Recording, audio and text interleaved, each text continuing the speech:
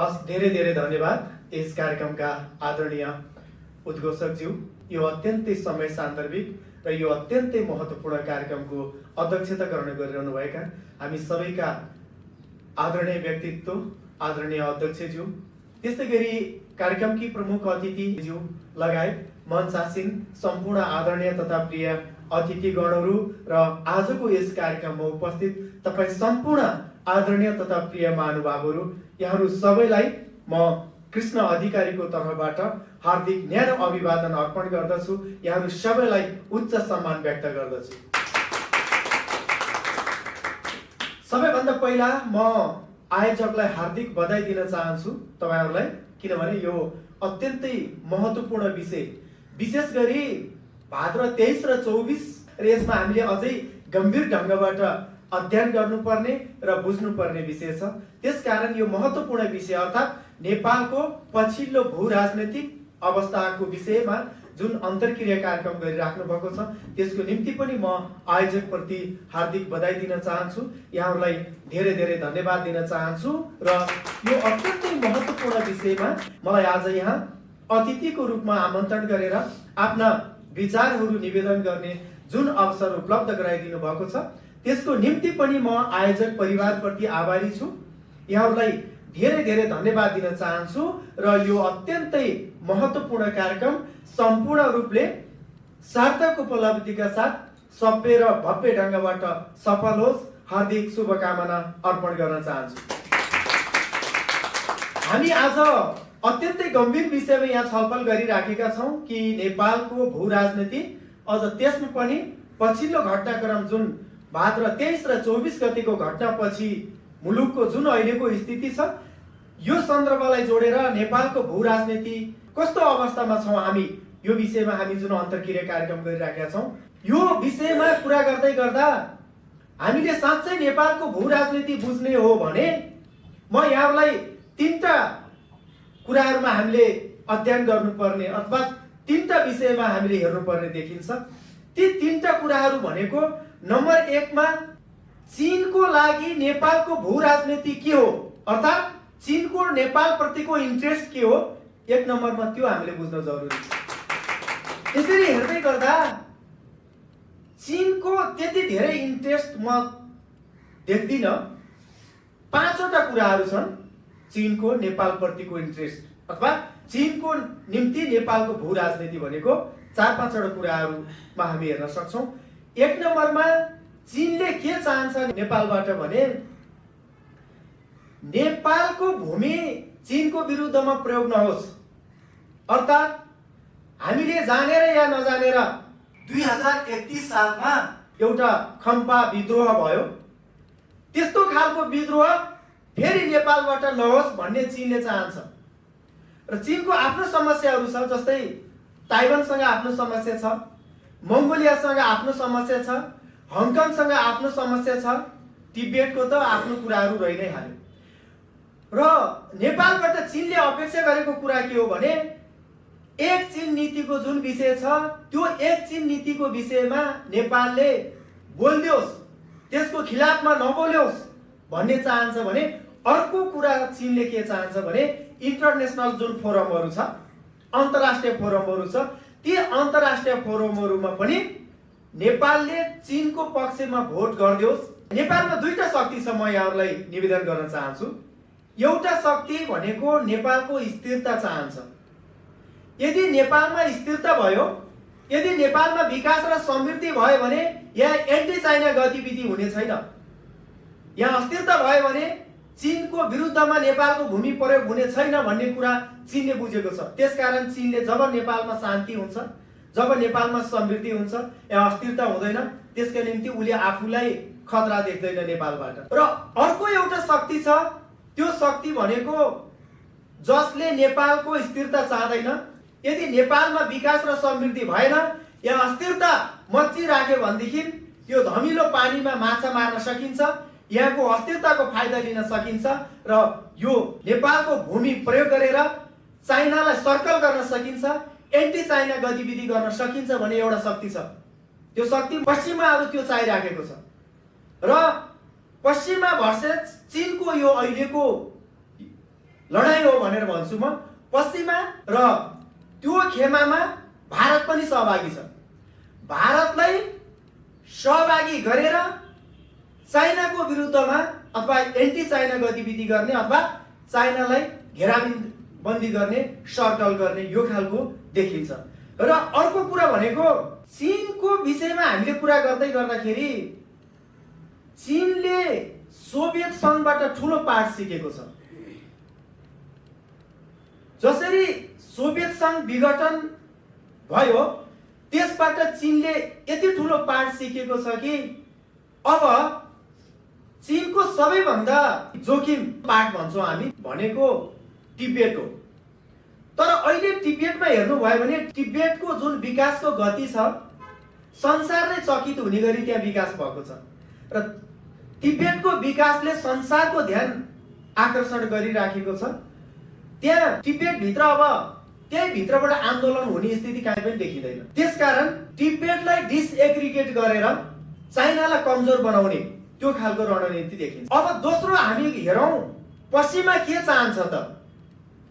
पश्चिमाहरूको सन्दर्भमा कुरा गर्नुहुन्छ भने जब 1990 मा सोभियत सङ्घको विघटन गराइयो या त्यो विघटन भयो, म त्यसलाई विघटन भयो भन्दिनँ, त्यो विघटन गराइयो।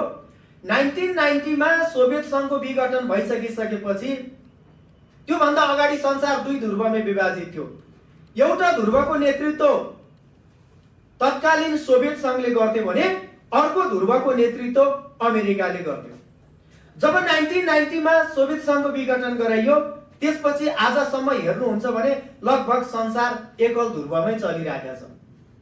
र जब 2008 मा यो दुनियाँमा एउटा यस्तो शक्तिको उदय भयो अथवा एउटा शक्तिको उदय भयो जुन हो चीन, 2008 मा बाट अहिलेसम्म तपाईले हेर्नुहुन्छ भने चीनको राइजिङ यस्तो एग्रेसिभली अगाडि बढिराखेको हामी देख्छौँ भने यो बीचमा अमेरिका कमजोर भइराखेको छ। अमेरिकाको इकोनोमी कमजोर भइराखेको छ किनभने ऊ विभिन्न कहिले इराकमा फसेको छ, कहिले लिबियामा फसेको छ, कहिले अफगानिस्तानमा फसेको छ, अहिले युक्रेनमा फसिराखेको छ।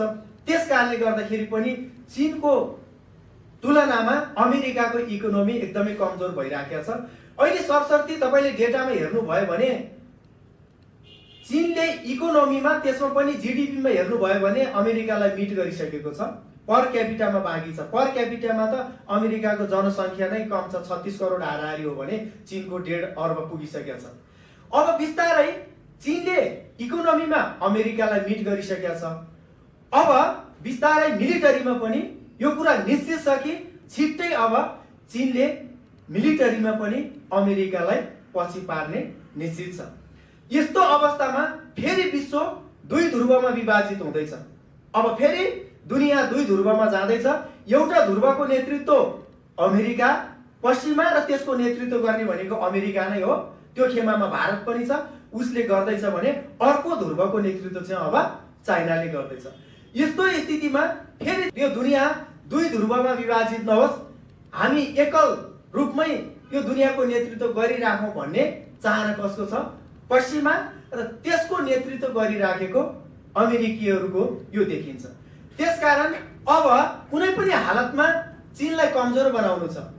चीनलाई कमजोर बनाउनका निम्ति सबैभन्दा सजिलो भनेको तिब्बत हो। कमजोर अथवा जोखिम चाइनाको निम्ति सबैभन्दा भर्नाबेबल पार्ट भनेको तिब्बत छ र तिब्बतलाई डिसएग्रिगेट गर्नु छ। तिब्बतलाई डिसएग्रिगेट गर्नको निम्ति सबैभन्दा सजिलो लाइन भनेको कहाँबाट छ? नेपालबाट छ। तिब्बतको निम्ति नेपालको लाइन चाहिएको छ अथवा तिब्बतलाई लाइन वारको निम्ति नेपालको भूमि चाहिएको छ। नेपालको ल्यान्ड फोर्स प्रयोग गरेर, नेपालको भूमि प्रयोग गरेर चीनलाई घेराबन्दी गर्ने, तिब्बतलाई डिसएग्रिगेट गर्ने, यो हो रणनीति भनेको। त्यसकारण यस्तो अवस्थामा अहिले तपाईलाई म एउटा निवेदन गर्छु, संसारमा अहिले गुगल सर्च गरेर तपाईले हेर्नुस्, संसारको जति पनि युद्धहरू आजसम्म भएका छन्, दुनियाँमा जति पनि युद्धहरू भएका छन्, ती युद्धहरूको अन्तिम छिनोफानो भनेको लाइन वारै हो। अर्थात् भूगोलको प्रयोग नगरिकन कुनै पनि युद्धहरूको अन्तिम छिनोफानो हुँदैन। त्यसकारण यहाँ चाहिएको त्यही नै छ, तिब्बतलाई डिसएग्रिगेट गर्नका निम्ति, तिब्बतको निम्ति लाइन वारका निम्ति नेपालको भूमि प्रयोग गर्ने, नेपालको ल्यान्ड फोर्स प्रयोग गर्ने र चाइनालाई कमजोर गराउने, तिब्बतलाई डिसएग्रिगेट गराउने यो खालको स्थिति देखिन्छ। त्यसकारण अब यस्तो अवस्थामा हामीले गर्ने चाहिँ के त, हाम्रो कूटनीतिक कस्तो हुनुपर्छ त, यो विषयमा हामीले गम्भीर भएर बुझ्नुपर्ने छ। हामी गम्भीर हुन जरुरी छ। यस्तो अवस्थामा हाम्रो कूटनीतिक अत्यन्तै के हुनु पर्यो, परिपक्व हुनु पर्यो। हाम्रो कूटनीतिक सुझबुझका साथ अगाडि बढ्नु पर्यो। हाम्रो कूटनीतिक हामीले परिपक्व कूटनीतिक प्रदर्शन गर्नुपर्ने जरुरी देखिन्छ। हामीले दायाँ कोल्टे फेर्न जरुरी पनि छैन, बायाँ कोल्टे फेर्न जरुरी पनि छैन, उत्तरको कोल्टे फेर्न जरुरी पनि छैन, पश्चिमको कोल्टे फेर्न जरुरी पनि छैन, दक्षिणको कोल्टे फेर्न जरुरी पनि छैन। जहाँबाट नेपालको सर्वोपरि हित हुन्छ, जहाँबाट 2,91,00,000 जनताको हित हुन्छ, त्यतातिर चाहिँ हामी कोल्टे फेर्न जरुरी छ। हामी भावनामा बग्ने, बगाउमा बग्ने त्यसो भयो भनेदेखि हाम्रो परिस्थिति खराब हुन सक्छ। कहाँबाट नेपाल के गर्दा हामी जोखिममा पर्छौं त्यो हामीले गर्न हुँदैन। अहिले हामीले हाम्रो कूटनीतिकमा हामी यस्तो अपरिपक्वता प्रदर्शन गरिरहेछौँ। म यहाँहरूलाई निवेदन गर्न चाहन्छु, विगतको हामीले हेर्ने हो भने भेनेजुएलाको विषयमा हामीले पत्र लेखौँ, कुनै बेला त्यो ठुलो भुल गरेका थियौँ, त्यो गल्ती गरेका थियौँ। त्यति मात्र होइन, रसिया र युक्रेनको विषयमा हामीले बोल्यौँ, त्यो ठुलो भुल थियो। तपाईले हेर्नुहुन्छ भने आजसम्म भारतले युक्रेन रसियाको मामलामा बोलेको छैन, तर हामीले बोल्यौँ। त्यति मात्र होइन, प्यालेस्टाइन र यो इजरायलको विषयमा बोलेर हामीले ठुलो गल्ती गरेका छौँ। 7वटा न्युक्लियर पावर सेन्टरहरू मध्ये इजरायल पनि एक हो। त्यसकारण हामीले यस्तो खालको अपरिपक्वता, यसलाई त म बालपन भन्छु, हामीले यस्तो खालको अपरिपक्वता कूटनीतिक प्रदर्शन गरिराखेका छौँ। हामीले यस्तो खालको चाहिँ एकदमै बालपन खालको चाहिँ कूटनीतिक प्रदर्शन गरिराखेको छौँ। यो हामीले गर्न हुँदैन। जहाँबाट यो देशको सर्वोपरि हित हुन्छ, जहाँबाट नेपालीहरूको हित हुन्छ, त्यतातिर चाहिँ त्यो खालको कूटनीतिक हामीले प्रदर्शन गर्नुपर्ने हुन्छ र हाम्रो कूटनीतिक एकदमै सन्तुलित हुन जरुरी छ। मैले अघि पनि यहाँहरूलाई निवेदन गरेँ, हाम्रो कूटनीतिक एकदम परिपक्व हुन जरुरी छ। हाम्रो कूटनीतिक हामीले अत्यन्तै सुझबुझका साथ हाम्रो कूटनीतिक प्रदर्शन गर्नुपर्ने हुन्छ भन्ने कुराहरू मैले राख्न चाहेँ। र हामी यति भाग्यमानी छौँ नेपालीहरू, हेर्नुहोस्, उत्तरमा हामीलाई 1.5 अर्बको बजार छ, दक्षिणमा 1.5 अर्बको बजार छ। उत्तरमा चीन बौद्ध धर्मावलम्बीको बसोबास छ, सबैभन्दा बढी बौद्ध धर्मावलम्बी छ, जसको आस्थाको केन्द्र भनेको लुम्बिनी हाम्रै देशमा छ। यता इन्डियाको कुरा गर्दाखेरि चाहिँ त्यहाँ हिन्दू धर्मावलम्बीहरूको बसोबास छ, जसको आस्थाको केन्द्र चाहिँ कहाँ छ, नेपाल पशुपति छ। भनेपछि हामीले यो 2 ढुङ्गाको तरुल होइन कि, हामी 2 ढुङ्गाको पुल बनेर यो 2टा छिमेकी देशहरूलाई हामीले रजाएर कजाएर घुर्क्याएर नेपालको विकास र समृद्धि गर्न सक्छौँ भन्ने कुराहरू म तपाईहरुको बीचमा निवेदन गर्दै फेरि पनि त्यो आयोजक परिवारप्रति अत्यन्तै आभारी छु। यहाँ बोलाइदिनु भयो, आफ्नो विचारहरू राख्न पाउँदा अत्यन्तै खुसी लागेको छ र यहाँहरु सबैलाई म हार्दिक शुभकामना पनि व्यक्त गर्न चाहन्छु। यही भन्दै मेरो आफ्नो छोटो भनाइ यही अन्त्य गर्छु। तपाईहरु सबैको जय होस्। धन्यवाद।